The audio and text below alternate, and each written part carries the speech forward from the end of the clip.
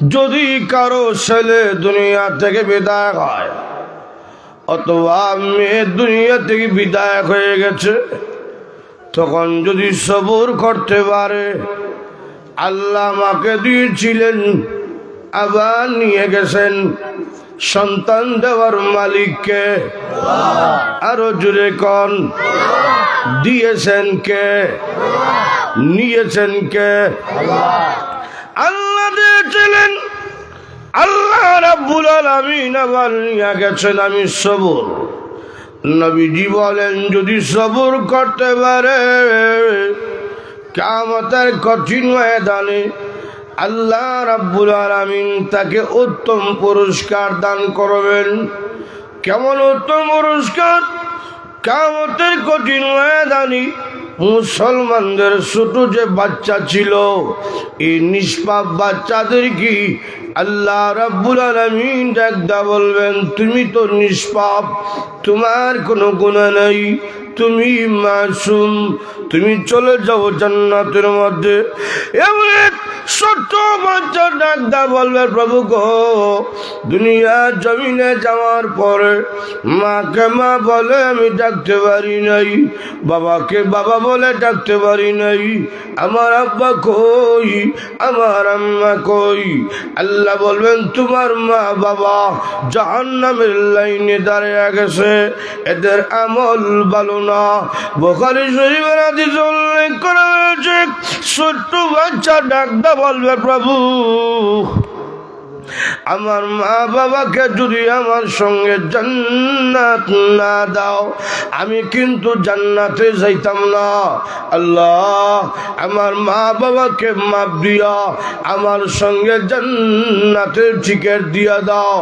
এমনি আল্লাহ বলবেন, রে নিষ্পাপ বান্দা, তোর দরখাস্ত মঞ্জুর করে আমি আল্লাহ তোর মা বাবার জীবনের গুনাহ মাফ করে তোর মা বাবাকে জান্নাতে যাওয়ার টিকিট দিয়ে দিলাম। কেউ মহিলা গেলে আল্লাহর দুশ্মন না, যাইলে গালিয়েন না, সবর কইরেন। নবীজির ছেলে কাসেম রাদিয়াল্লাহু আনহু তিনি যখন ইন্তেকাল করলেন, নবীজি তখন কান্না করে। কান্নার সময় নবীজি পাশের বাড়ির লোক আবু জেহেল দূর মাইয়া কয়, ও মুহাম্মদ, তুমি না নবী দাবি করো, অথচ তোমার ছেলেও একটা বাঁচে না। তুমি যখন দুনিয়ার জমিনে থাকবে না, তোমার সম্মান মর্যাদা ঐতিহ্য কে ধরে রাখবে? তোমার তো কোনো ছেলে নাই, কেউ বাঁচে না, আমি আছি, আমার ছেলে আছে, ছেলের ঘরও নাতি আছে, নাতির ঘরের খন্তি আছে, তোমার তো কেউ নাই। নবীজির সম্মান আর মর্যাদা কে ধইরা রাখবো? সেই কথা বলতে গিয়া মহান আল্লাহ রাব্বুল আলামিন আমার তেলাওয়াতকৃত সূরা নবীজির সম্মান আর মর্যাদা বয়ান করতে গিয়া তখন মহান আল্লাহ নবীজির কাছে সূরাতুল কাউসার নাজিল কইরা দিছে। সুবহানাল্লাহ। আ'তাইনাকাল কাউসার, নবীজি নিশ্চয় আপনাকে আমি আল্লাহ কাউসার দিলাম। কাউসারে অনেক ব্যাখ্যা আছে। নবীজি বলেন, এক নম্বর ব্যাখ্যা হইল কাউসার দিয়া আল্লাহ রাব্বুল আলামিন হাউজে কাউসার বুঝাইছেন, এটা হইল এক নম্বর ব্যাখ্যা। নবীজি বলেন, হাউজে কাউসার আমি দেখাইছি মেরাজের রাত্রে। সুবহানাল্লাহ। নবীজি বলেন, জান্নাতের ভিতরে অথবা জান্নাতের বাহিরে একটা কুয়া আছে, যে কুয়ার নাম হাউজে কাউসার। কুয়ার পাড়ের মধ্যে গ্লাস ঝুলানো আছে। কি পরিমাণ গ্লাস? নবীজি বলেন, আকাশের তারকারাজি যেভাবে গণনা করা সম্ভব না, ঠিক তেমনি ভাবে হাউজে কাউসারের কিনারে কি পরিমাণ গ্লাস, এগুলা দুনিয়ার কেউ গণনা করতে পারবে না। নবীজি বলেন, বলেন আমি দেখলাম কুয়ার পানি মধুর চেয়েতো আরো বেশি মিষ্টি, দুধের চেয়েতো আরো বেশি সাদা, এবং মেশকে আম্বরের চেয়েতো আরো বেশি সুগারান। হাউজে কাউসারের পানির কি পরিমাণ ক্ষমতা! নবীজি বলেন কিয়ামতের কঠিন ময়দানে যদি কোনো ব্যক্তি সূর্যের নিচে দাঁড়ায় থাকে, এই সময় যদি এক গ্লাস পানি পান করতে পারে, 50,000 বছর যদি দাঁড়িয়ে থাকে সূর্যের নিচে, আর কোনোদিন পানির পিপাসা লাগবে না।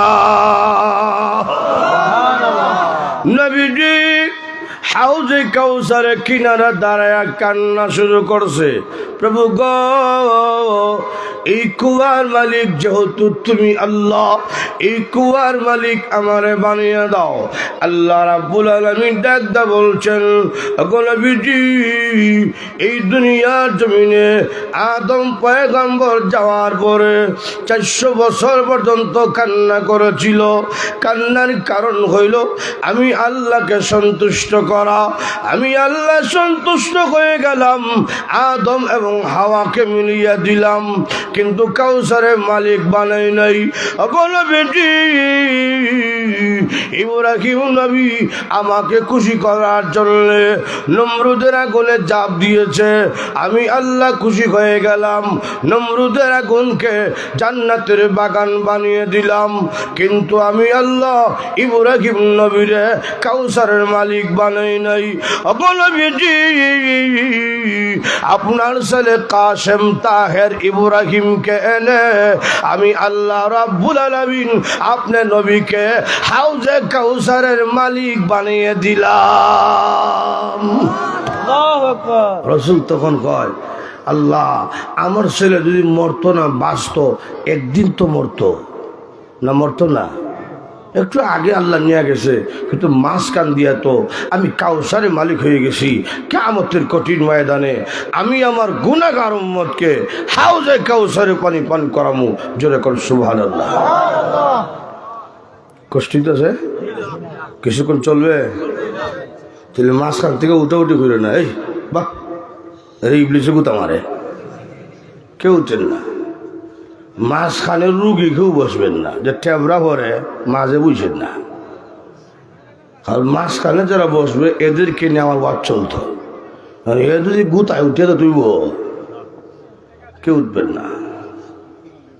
এই তোরা সিন্নি দিতাম না বুঝলাম, নিরাই চুপচাপ চলতো নি, চলবে তো। কাউসারে 1 নম্বর ব্যাখ্যা দিলাম।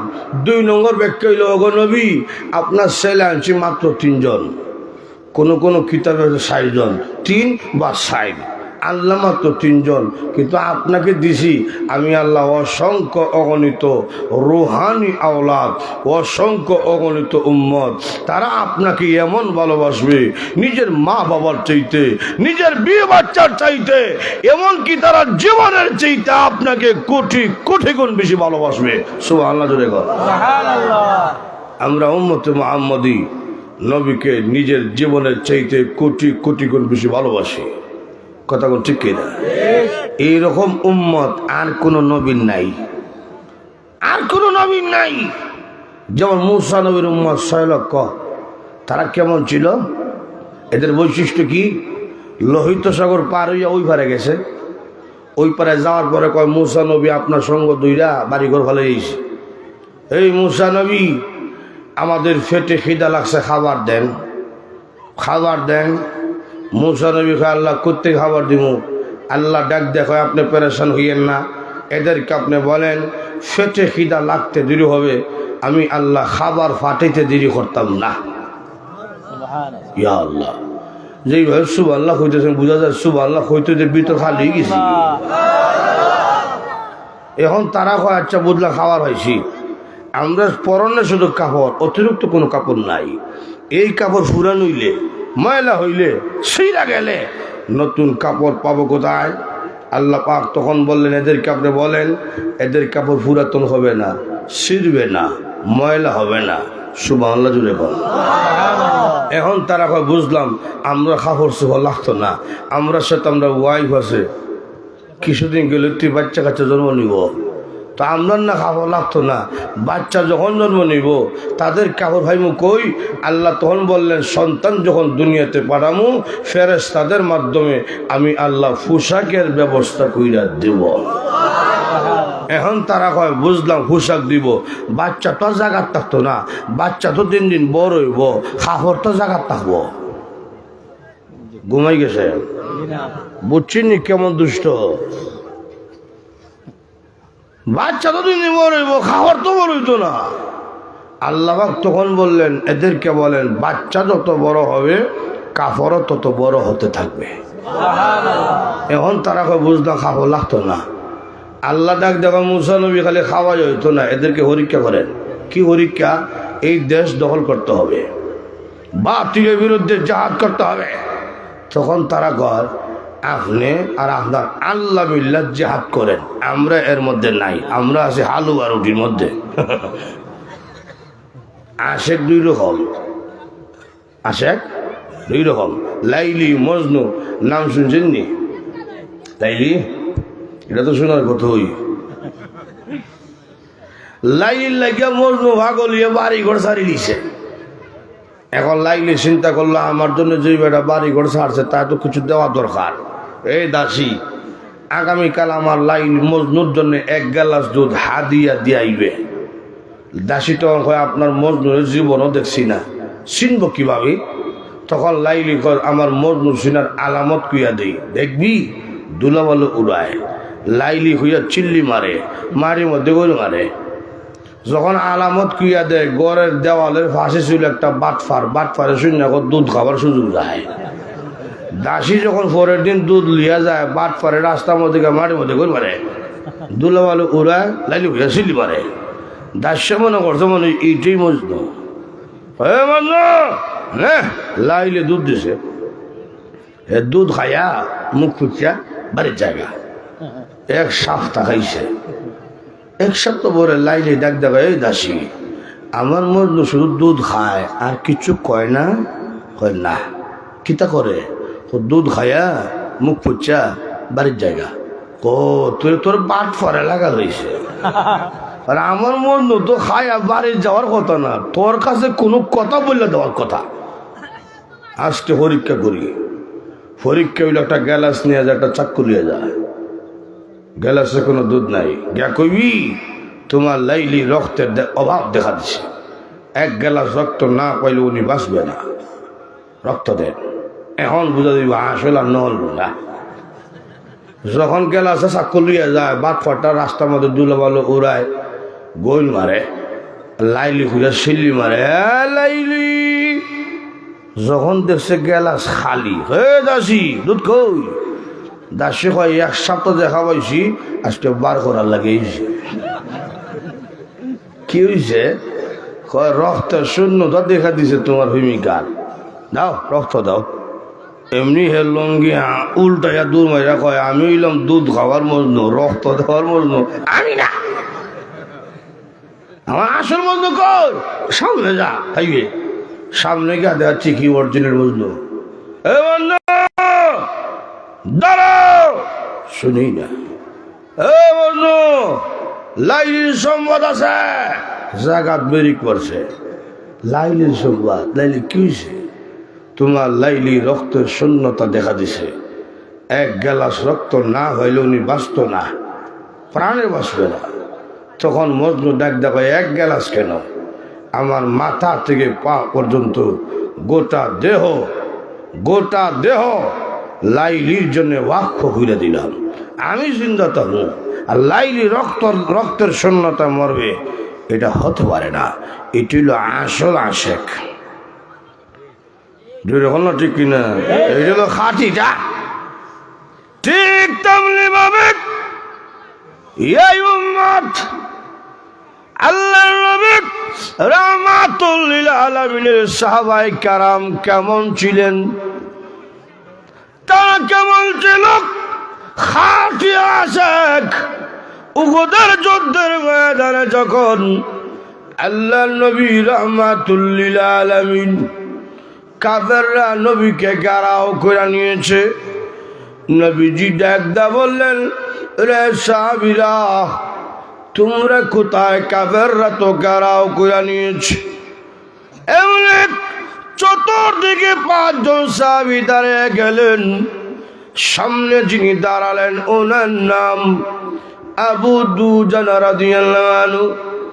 উনি দাঁড়াইয়া ডাকদা বলেন, রে কাফেররা, যত মারার মারো, আমার বুকের মধ্যে মারো।